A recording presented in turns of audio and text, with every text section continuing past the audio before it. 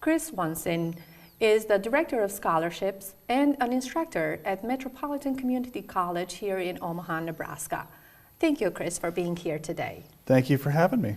All right, let's start with a question that I would like to clarify. What is community college and where does it fit in the U.S. educational system? Good question. So Metropolitan Community College, like most community colleges around the country, are many things to many people. Primarily, we are known for two functions, training for specific jobs, but then we're also a transfer institution, so students can take a few classes with us and maybe transfer on to a different institution, like a four-year institution. Where community colleges fit in the United States educational system, we are a post-secondary institution, so primarily our job is we're kind of parked right up against high school and in between high school and four-year institutions. So students come to us after high school, take a few classes with us, either find a job or transfer on to a four-year institution. We will go back to the student population, but I would like to understand the financial support of your institution. The name kind of suggested, but is it a privately owned institution or is state sponsored? It's a little bit of both. We receive money from both private donors, students, but then also publicly from the taxpayers of our four-county service area and the state. So publicly, we serve a four-county service area. So we receive money from the taxpayers of our service area, but because we are a job trainer and we are supporting the industries of our area, adding to the tax base, the state also gives us a chunk of money to make sure that we stay in operation. Privately, though, every student that attends our community college has to pay a credit hour. They have to pay a tuition price based on every credit hour. And then we also have quite a few donors that help support the operations. They help us build new facilities, buy new equipment, and then also through scholarships to make sure that students can afford the tuition to attend a community college. Again, we'll go back to the student Great. enrollment, Yeah. but right now, Yeah. as you said, the student can, after finishing high school, this is one of the options that can wait for them. And what are the degrees that the student can earn in a community college? And I'm talking about community college in general, Yep. not only here at Metropolitan. Understand. So at a community college, there are a lot of different degrees that you can earn. You can earn a really short-term career certificate that may just be a few classes that really trains you for a specific job, but then you can also earn a full-blown associate's degree. It's a 2 years worth of training. So really it depends on the job that they're being trained for and how much education is required for that job, really changes the credential that the student can be pursuing. So you said is either a certificate for a certain trade or an associate degree. Yeah, an associate's degree. Yeah. What is an associate's degree? Can you explain that a little bit more? Yeah, an associate's degree is really, again, it's focused on a specific job, but it also wraps in some other things besides just the hands-on skills necessary for that job. There might be some math classes, some English classes, some human relations. So it's not just being able to do the job, but maybe being able to show others how to do that job, being a leader in that job field. So a good example would be like, please. Okay, a good example would be like a mechanic. Okay, so a lot of community colleges around the country have auto mechanic jobs. You can take a career certificate so you can be good at changing the oil or maybe changing tires or servicing a transmission. You might take an associate's degree that covers all of that, plus maybe how to run your own store, your own mechanic shop. So it's not just the hands-on skills, but also a little bit more of the overall picture to be successful at that job. Some business knowledge, Yeah. some math. So if you have just a certificate, though, can you start your own business? Absolutely, absolutely. And that's what's great about a community college is community colleges can train you for that specific job. You can start your own business, and if you're missing something, you realize, hey, I need some more accounting, I need some more human resources. You can always come back and take a class or two in that area to really round out your skill set to be successful in the career of your choice. All right. Again, we'll go back to the student enrollment a little later, but to finalize the picture of what it is community college, how does a community college differ from a 4-year university program? Yeah, I think there's quite a few differences between a community college, a 2-year training program, and a 4-year institution. One is really affordability. So community colleges are much more affordable than 4-year institutions because we have a lot more public support. But also just the way our finances work. But I think the chief difference between a 2-year community college and a 4-year institution is just the type of education that you receive. At a community college, we're really focused on hands-on training. So we have our students working with the equipment they will use in the jobs. So it's not just reading a book and hearing someone talk about that profession. It's really hands-on practicing and perfecting the skills they will need to be successful in that career. All right. Okay, now let's move to the student enrollment. What are the requirements to be enrolled in a program in your community college? Okay. Yeah, so every community college is different. At Metropolitan Community College in Omaha, we are an open enrollment institution, meaning we will take any student at any time. So, and that really varies on by the student. So some students want to start in the fall, some want to start in the spring. We'll take you whenever you want to start. We will be there to help support you in your educational and career goals. But the barrier to enrollment is really low. We need proof that you finished high school. That can be through a GED, that can be through maybe from a foreign country if you have certain test scores. We just want to make sure that you can handle the coursework at the community college level, and we'll find a place for you. So all you need to see, let's say I'm getting ready to go to community college, I'm really considering, and I need to put the application together. What should be in that application? Just a high school diploma or something else? Yeah. Do you have any other requirements? No, we do require that you take a placement test. That'll tell us how good you are at math and how good you are at English, reading and writing, so that we can put you in the right class. So if your math is a little low, we have some developmental remedial classes to bring your math skills up to college level math. But we just need to know where to start you. So some students come in with high school diplomas, others just take the placement test, and we figure out where they should start in their program. Even though they may not have the high school diploma, they take the placement test. So first you enroll them and then you give the placement test. Is that right? That's correct. Yep. Okay. Yep. They kind of happen around the same time so that Okay. we know which class to enroll them into.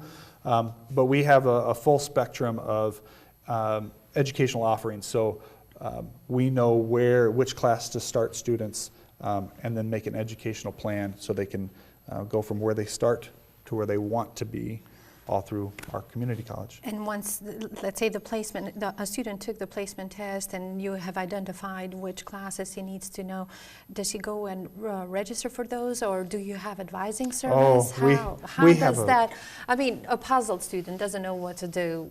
What can they do? We have a lot of student support.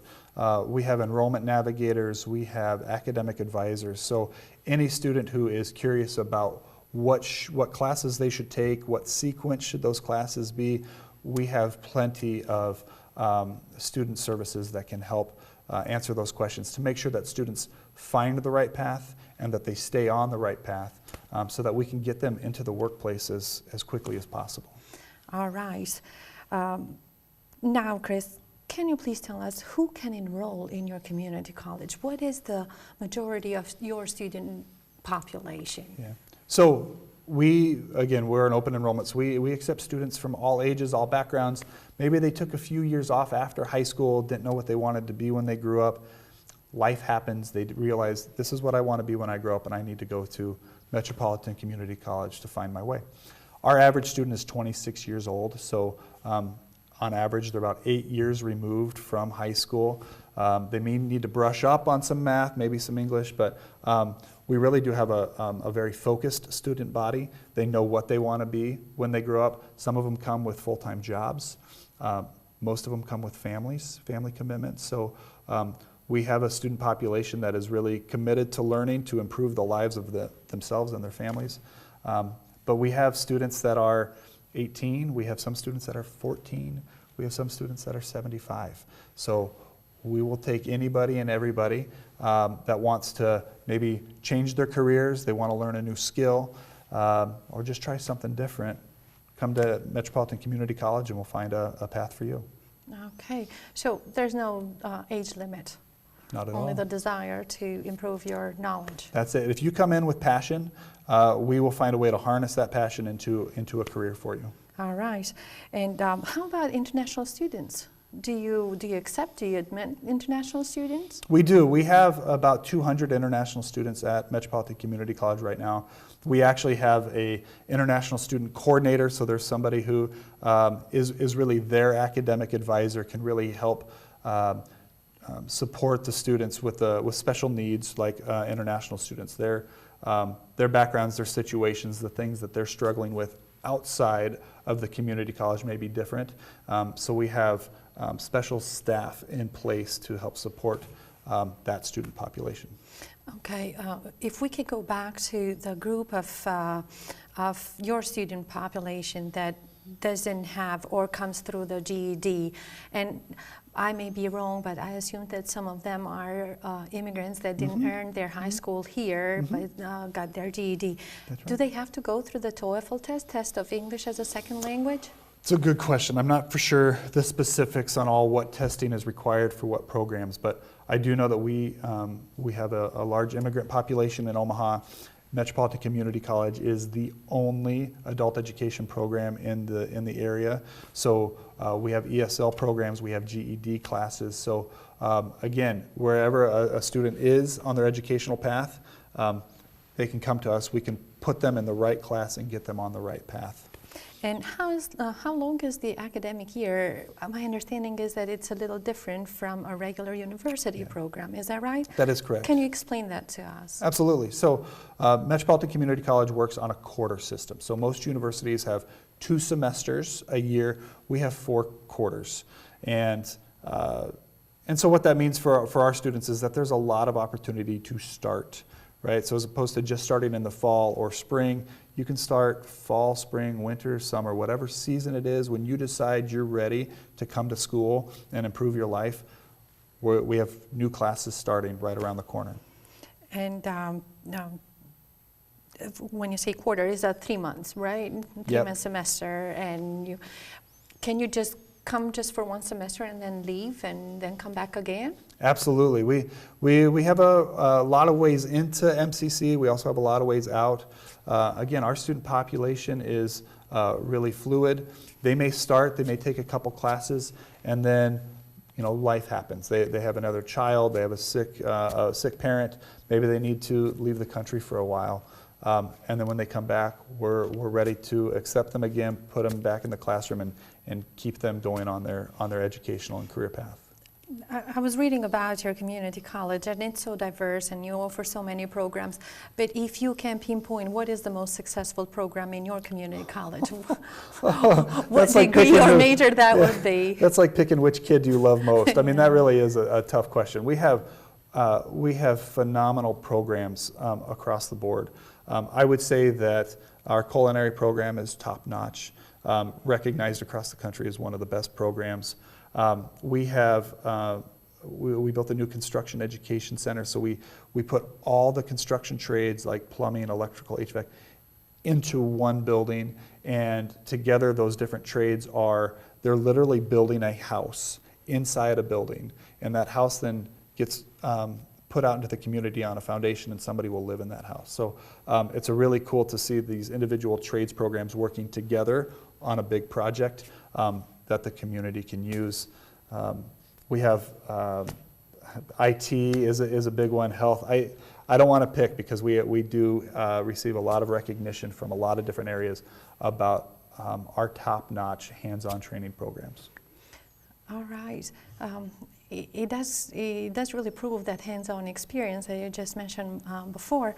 Now, I do have a question about after finishing your community college, getting the certificate or the associate's degree, Can they use that degree to find a job? Just that degree, nothing else, but can they use that to find a job? I'm just trying to understand what is the benefit of attending the community college? Sure, I can expound on that a little bit. So yes, that credential that they earn, whether it's a career certificate, one of those short-term training programs, or an associate's degree, often leads to a job. That's very intentional. So one of the things that we do at a community college, and particularly Metropolitan Community College, is every program we have also has an advisory board that is comprised of members of industry. And so imagine you have all these businesses, employers in the area telling us what their training needs are. So we hear directly from industry what their trainings are. We make sure our curriculum, the equipment we're using, that what we're training the students is exactly what those employers are looking for. Oftentimes, when our students graduate with a certificate, those employers that serve on the advisory board say, I need that student because that's exactly the type of employee I need working for me. We have some programs with 95% or higher placement rates into jobs. We are training exactly what the employers are looking for. Our students have tremendous success in finding jobs right after MCC. So you basically know what the demand for that particular trade would be after 2 years or 4 years, and then you offer the That's seats. right. Yep. Okay. Now, I am a high school student. I'm graduating. I'm coming to community college. Can I transfer my credits? I don't want to go to work right away after gaining my certificate or associate's degree. What can I do with your credits that I have earned at your community college? Absolutely. You can transfer them to many institutions around the country, particularly in our area. We actually are just starting a transfer center, so if there is a student who took a few classes at MCC and is interested in transferring to a four-year institution, we have staff on hand that can help you identify which classes will transfer and help do that paperwork to make sure it's a soft handoff over to the four-year institution of your choice. Chris, you mentioned around the country, so a student at Metropolitan Community College can choose to go to a college, let's say in Florida. Absolutely. And if they can transfer the credits? Absolutely. So it's not just here in town? It's not just here in town, yep. So institutions have articulation agreements with many institutions across the country. We have really good articulation agreements with our local four-year institutions that we see a lot of students transfer to.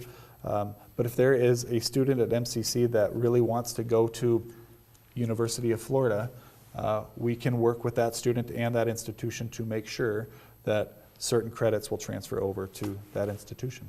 All right. Now, let's talk about something that is in the back of the mind of every parent that is about to see their children off to college. Yeah.